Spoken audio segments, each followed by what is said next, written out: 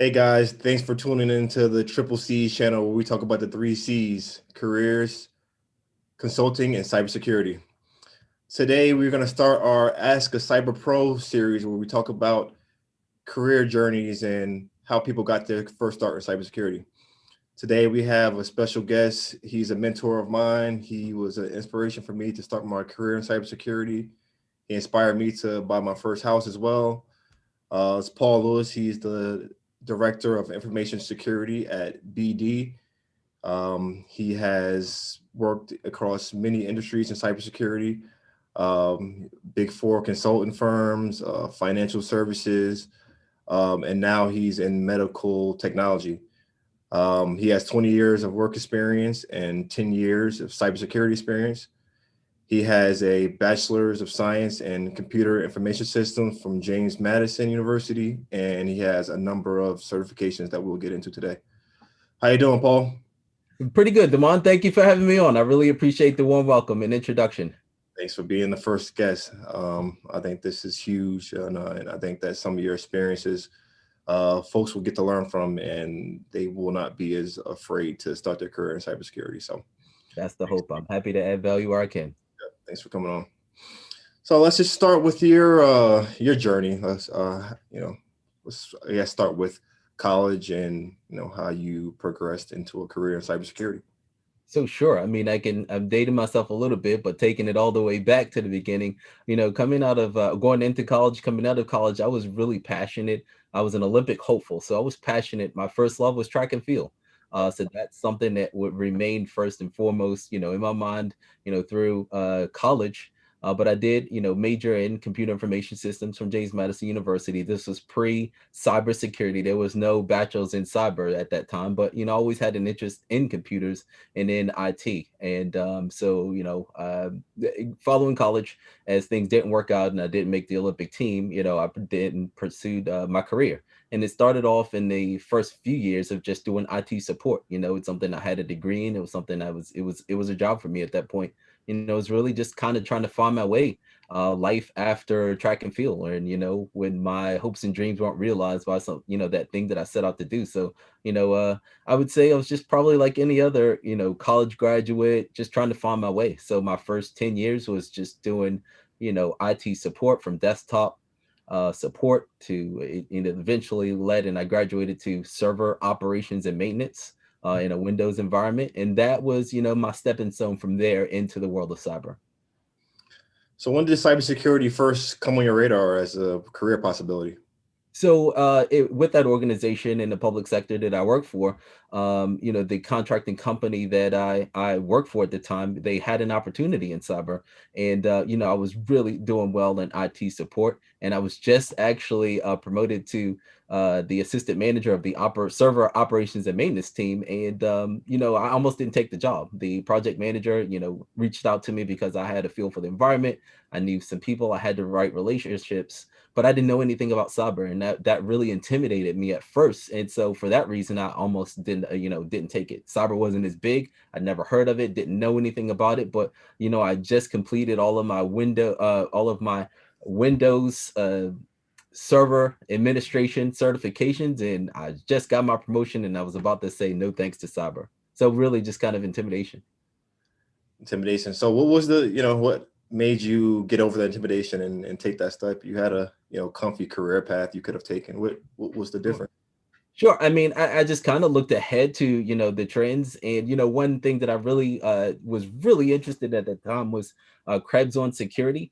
He definitely talked about a lot of, I was really intrigued by, cyber crime, how criminals leveraged, cyber for financial gain, from ATM skimming to the dark web to everything that, Krebs on security kind of, publishes on his site. So I was really into that and reading those articles, and that really got me interested into cyber, and then that kind of made the decision, a little easier for me to tiptoe over and onto that contract for cyber. Okay. So walk us through your career steps and what happened next and. So that first job in cyber, it was tough for me. I did have relationships with people in the building, so that kind of helped. It was slightly familiar with me to me, but initially I would say I was very intimidated by all of my coworkers who had previous experience. People were having full entire conversations about work that I didn't even know what they're talking about. They literally could have been speaking Chinese. So for me, a little bit of my competitive nature came out. And so that, I was really hungry after that. And for me, I just began to read and study as much as possible. And that just led me down the path to pursuing certifications.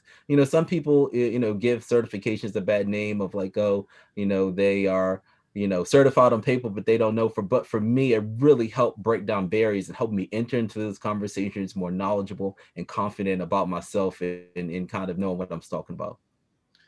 For me, the worst thing, it was the jokes. I mean, I went through the same experiences. Yeah. People having those high level conversations, but when they're joking about cyber stuff, and it wasn't connecting for me. Oh man, Yes. Right over your head. Yep. Yep. cool, cool. So you started getting certifications, and that was filling in some of the gaps of your knowledge and your experience. Can you talk about that?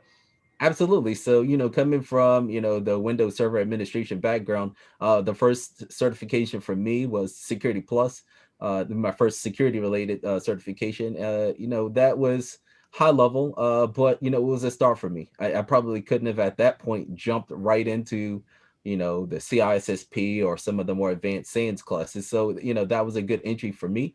And then I followed that up with, it was a requirement working for the agency that I work for is to have the a SANS certification, GCIH, GX Certified Incident Handler. And so while that was difficult, I really I dove in. It was difficult for me at first, just because, like I said, being new to the industry. But that really helped. That was certification one, certification two. And then I followed that up with the CISSP. But the CISSP, I'd say, it's very popular right now, but or it was then. This video is being shot in February 2021. Who knows what the future holds? But yeah. What do you say to the folks that are having a hard time buckling down and studying? I mean, they know what's around the corner for them if they do, start their career in cybersecurity. But for many, it could be dry, tough material to get through. What do you say to those folks? You have to stay hungry, stay persistent, and the barrier to entry, I would say, is lowering with the I guess the with freely flowing information through YouTube and other outlets. The sky's the limit on what you can learn. You don't necessarily have, if you don't have money or you don't have someone that's going to pay for the certifications. There's a lot of information that you can get out there for free. And then just once you get there and get your foot in the door and get that first role, and once you see the doors opening up, and right now the demand for cybersecurity professionals is so high. Just if you knew, all it takes is getting that first opportunity, and then you can just take off. Strongly agree. Strongly agree. So you were working your contractor position, had your first breakthrough in cybersecurity, started to get some certifications to, fill in those gaps. When were you confident enough to make the next step and start applying and moving on to that next role? Well, so, and this is something that, I can try to pass on as advice to, someone who's interested in cyber, is to really try to identify, the domain or areas that you're interested in. I think that was something that, I don't want to say I wandered around in the wilderness a little bit, but, for me, when I was searching for that next opportunity, in many ways, my core is, security operations with specifically computer network defense. But hey, are you interested in offensive operations? Is there vulnerability management, identity and access management, risk? There's so many, there so many domains or areas that you could get into with cyber. So try to do that exploration ahead of time, to try to find out, to try to get some direction. I'd say like security operations is a great entry point into cyber. You really get to touch everything, and then that's a good entry point, I'd say. But once you get past that, try to find your way. I don't know if that answered your question. No, I agree. I think it is a great entry point. The security operations, you kind of are a jack of all trades, master of none, but it kind of lets you know what you don't want to do and That's what right. kind of would like to niche in, down the line of your career. Yeah, So your next stop was a job in security operations, correct? that's correct. Okay, and that was where? So I said, I was in the public sector, then I moved to into financial services. That was a difficult jump for me. I'd say because I had, a specific experience in a certain sector, financial services was very hard for me to break into. So I left at the time, which was a very secure job in government as a GS employee, and left that for a 6-month contract opportunity. So that was, from where many people would say like that's unheard of. You don't do that. But I realized that, I was truly passionate about cybersecurity, and that there was more opportunity for me to get where I wanted to go out in industry. Okay, and so you were a SOC analyst there, or what? So it was a incident response, that contract opportunity. So still, with under the security operations umbrella, but it got my foot in the door in the financial services. And then once I got into financial services from that contract career, contract opportunity, I really sought to get into banking. And that jump, I mean, I remember the interview vividly. I'd had a number of interviews at that time, which were unsuccessful, just because I didn't have the experience. Everyone that whenever you're looking for a job, people want you to already have had a job, and if you know how it is, and just getting that opportunity, and then if you have a job, you're not in the right industry. But I remember the interview very vividly. I just walking into the building, I decided to just hype myself up and just try to boost myself with confidence. And went in and I sat down. I read the interview schedule. I'm interviewing with a VP of operations. This was at this financial services company I was interviewing with. And in my mind, I said, you know what? He probably doesn't know more than me. I'm just going in with super confidence, and I'm just going to overwhelm. I'm just going to tell him everything that I did, from my previous roles. I'm just going to go in and crush it, right? And so I went and I told him all about he started asking me very specific questions on malware analysis and diving deep about things that I did. And I was surprised at some of his questions, but I really didn't expect him to know what I was talking about. So I just went in real heavy. And it turns out that that individual that interviewed me was a SANS course author and contributor and well known in the community. And he would just smile at my responses, because I guess he could see that I was confident in what I was talking about, but I just felt like at any time that he could just crush me with, questions or details and questions that I probably had no idea. So I went in with confidence, but it's a funny story, but um, yeah. Cool. And to add some color to what you were talking about earlier, cybersecurity is a tough field to break into. They're asking for a lot of years of experience for some entry level positions sometimes. And this is the most unique field where there's really no entry level. I mean, masters in cybersecurity programs are maybe 5 years old. Mhm. So most people that are in cybersecurity, they didn't start their career there.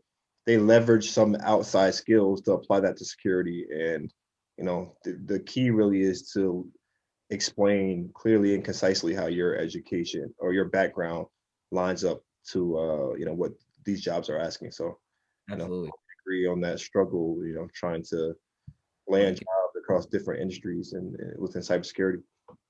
So did you get that job or? I actually did get that job, and it was funny. And having follow-up conversations with my later boss was like, "Why didn't you tell me? You were who you are." And he just laughed, and he just said it wasn't important. He's very humble, but and very you know quiet spoken, but he's a powerhouse in the industry. And I don't know. It's you never know what the next person knows, but I guess the first that was an early lesson for me, is just like, don't be intimidated, right? Just if you're passionate about it, if you're hungry, it doesn't matter if you know a lot or a little bit, that energy comes across. So if you're interested, or trying to break in, come in with that energy, come in with that passion. You may not know a lot, but how well can you convey to me or that interviewing manager what you do know and what you're willing to learn? So just come in hungry and let that passion come across the table or across the Zoom, however you're interviewing, with that hiring manager. Right, strongly agree. So then your next stop, you got to start getting to some names. I know they're going to want to hear some names and worked at some high profile places. Where'd you Yeah. go next? So in financial services, It was then trying to get to one of the larger, well known, or the largest custodial bank. And that opportunity came about. And I guess I'll take a step back here and just say, like, hey, and during this path on your career, like I said, I really didn't have a lot of direction. But just kind of at intervals, every 2 to 3 years, I would have take a litmus test and say, like, where am I in my career? Am I ready to move on? Have I learned and accomplished the most of what I think I will learn in this opportunity? Then it's time to look for something else. And as I mentioned to you before, I wandered around a little bit and just trying to what it does my next opportunity until, and so this opportunity just came direct from a recruiter who would call me up, and that led me into the largest custodial bank in the U.S. And that was also another role in incident response. Okay. And then you do that for a couple years, and where are we now on the timeline? When I left there, that was actually 2 years ago, and that led me into Big Four consulting. So at this point, I'm probably like 8 years into security operations. And a friend of mine that I work with probably 5 years ago, had become a senior manager at a Big Four consulting firm. And I was very familiar with him, and then I trust his judgment. And it's like, hey, you can really contribute to what we're trying to do here. And that led me into cyber automation. So just through my years of experience in operations, I just, was made aware, painfully aware of a lot of the manual tasks that security analysts had to work through, just to, triage an alert. And so I wanted to try my hand at, I was actually a manager in this group of cyber automation. And, kind of the mission is to streamline the number of manual repetitive steps that security analysts have to go through when triaging alerts. And I can speak to that. I mean, working as a SOC analyst, being on the ground, doing a lot of repetitive tasks that take a lot of time away from action and, really meaningful alerts. Automation is a huge tool and just takes that level one stuff off your plate so you can have more time to attack it. So, that's a big field right now, and a lot of people are being asked to help automate stuff. So if you have that skill set and it's something you're interested in, it's definitely it's something I would recommend you, push forward to do. Absolutely. Okay, so then that's going to leave you here at your last step, which is fairly new. Very new. I'm a weekend. I haven't even met all the teams, so I really can't speak to everything that this role entails. But I'm with a medical technology company. With everything that we're going through in terms of, well, first of all, a move away from consulting. Once life returns back to normal, post the virus, there won't be any traveling involved in this opportunity. Was a good move for me and my family. But this is a medical technology company. They have a lot of good things going on. The rapid COVID test, they are a big supplier in medical, and so I really believe in the mission. Aside from the work in cyber, I believe in the corporation and the company's mission. So that led me there. But the role is director of information security, and it encompasses many of the things we talked about already: threat intel, security monitoring, incident response, forensics. So it's leading that organization. So I'm hoping that I can leverage my background and years of experience to hopefully make the organization better. Director of Information Security. So you come a long way. You were a IT guy, got his first start in cybersecurity, and almost 10 years later is a director of information security. What has Correct. been working for you? I mean, is it good resume writing? Is it just being well prepared for interviews? Is it networking? What do you think is necessary to make these steps, especially to land a job at a big four consulting firm? A lot of times these guys are asking you to interview 5, 6 times before you can step a foot on their campus. So what do you do? What's been working for you? Yeah, so I'd say my last two roles, and once you gain experience and you network in the industry, then you'll be able to leverage those relationships. My last two interviews have come from personal relationships. I didn't really have to spruce up my resume, work through a recruiter, and have multiple rounds of interviews. But I'd say early on, if that's what we're gearing this into, like for your people who are interested in really trying to break into, I always say find someone that has what you want, do what they do, and you'll have what they have. Find a mentor, find someone that's been there, that's can help you along in that journey, and follow that advice. After that, I'd say be persistent, right? When I was wandering in the wilderness trying to find my way, when I really didn't necessarily know, for me, my next opportunity probably came after 40 phone calls, 20 interviews, 3 job offers, and for that one role. I mean, anybody that called or sent me an email, I was following up with, this could be the one. This could be the one. And sure, it gets discouraging at times, but when you're early on in your career, you're trying to break into an industry that you don't have an experience. You have to be persistent. You have to stay hungry. And all it takes is one yes. And I mean, like I said, I've, for the 40 phone calls, what about those 39 that didn't hire me? If I would have gotten discouraged at phone call 25 or, interview number 9, I probably wouldn't be where I am right now. Like, that's the name of the game. And then learn, you know, once you get that opportunity in that industry, or you find out which domain in cybersecurity, gobble up as much information as you can, and you will never know it all, but just help that information or that passion come across. As I mentioned to you before, like, many times you may not find that because no one has everything that you're looking for, but and many times the person that speaking from like a management perspective, that person may not have everything you're looking for, but if that passion comes across and if they're willing to learn and grow, that's the person I want on my team. Right, right.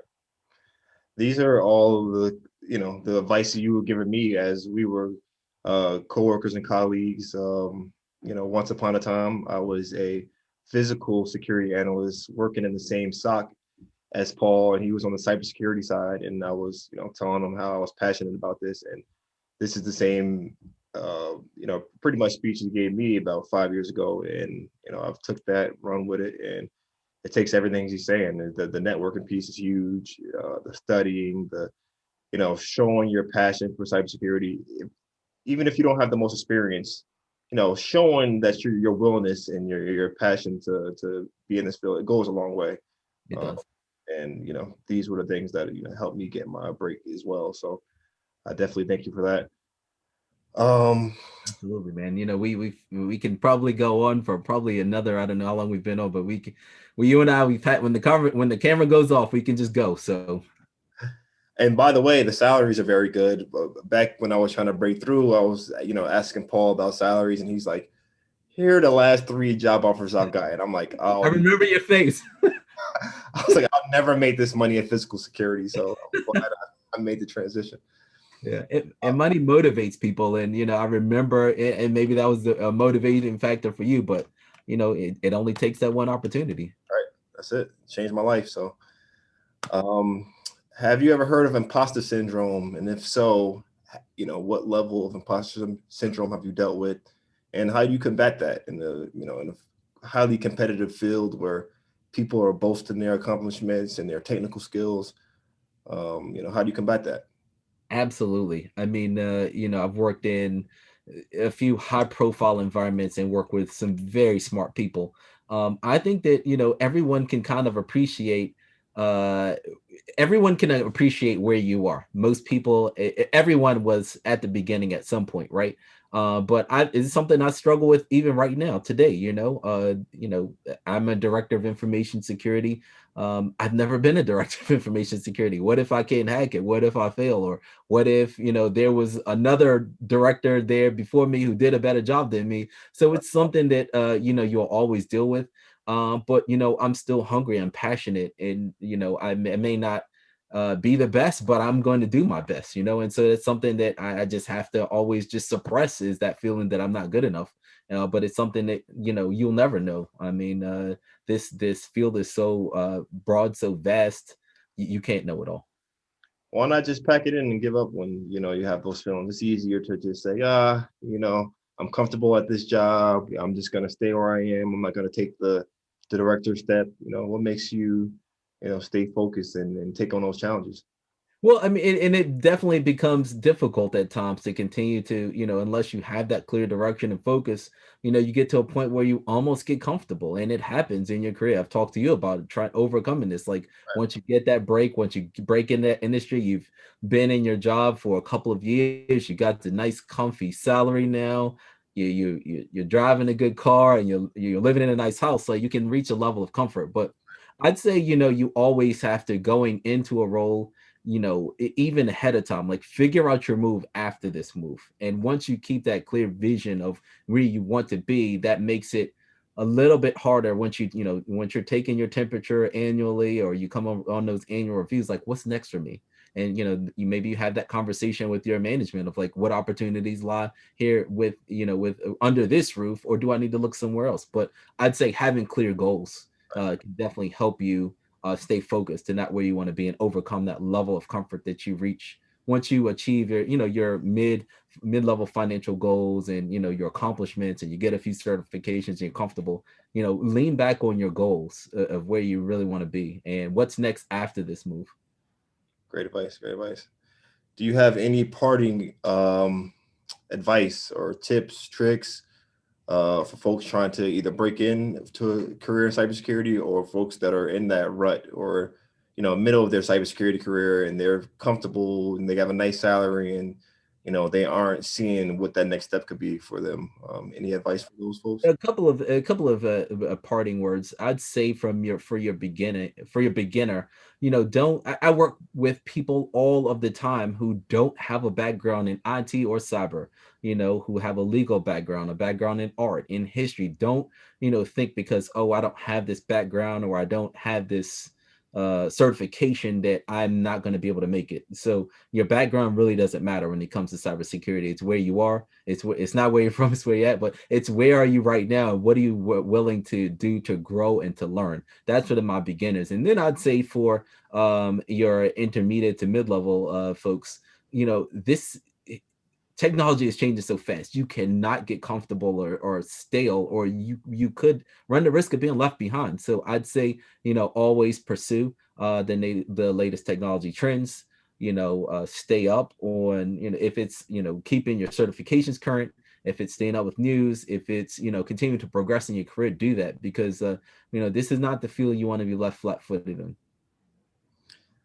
One more question. Can you have a interview question that you would ask a analyst or somebody trying to break in, just to gauge their seriousness? Like, what is something that if somebody gets tripped up on, you'd like, nah, this person isn't ready. Just so people watching this could, just build that knowledge base and just have just another level of preparedness when they are interviewing. I'd say just perhaps this, maybe I may ask them, especially if this is this person new to the field, and they're not going to have experience on the tools or the platforms that you may use in your environment, but just like, hey, tell me what interests you in cyber, and like I want to feel that energy, that passion come across, because I know that they may not come in the door knowing, it's to know all of the tools and technologies and use from an entry level person. To have those expectations are probably unrealistic. But like, tell me what interests you about cyber. Is it current events? What can you tell me, and how can you articulate that to make me want to hire you? Right. I think for me and for you as well, it was the financial bad guys that Yeah, were they're taking money and doing credit card skimmers. That for me was the thing that was fascinating. And I have a background in criminal justice, so I was like, how can I marry this experience with criminal justice and the passion for cybersecurity? And these bad guys are very fascinating to me. So that was it for me. I think that's similar for you. And absolutely. Krebs. watching, you have to build your narrative, know your stories, know what current events are popular in cybersecurity, and I think you'll be okay.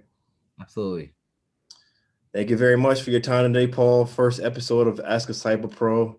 I I hope appreciate this it. one gets a million views so everybody can get this information, and I'm sure we'll be talking soon.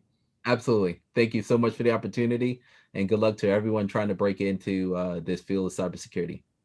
Thanks, Paul. Thank you. Next, until next time.